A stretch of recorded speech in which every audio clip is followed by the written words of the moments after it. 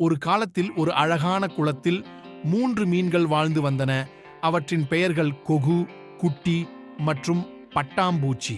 கொகு மிகவும் புத்திசாலி மற்றும் நல்ல இதயத்தை கொண்டிருந்தது. குட்டி மிகவும் சுறுசுறுப்பான மற்றும் விளையாட்டை விரும்பும் மீன். பட்டாம்பூச்சி மிகவும் அழகான மற்றும் கவர்ச்சியான மீன். ஒரு நாள் ஒரு வேட்டைக்காரன் குளத்திற்கு வந்தான். அவனிடம் ஒரு வலை இருந்தது. அவன் வலையை குளத்தில் போட்டான். வலை 3 மீன்களையும் பிடித்துக் கொண்டது. மீன்கள் பயந்து போயின. கொகு மீன் கவலைப்படாதீர்கள் என்றது.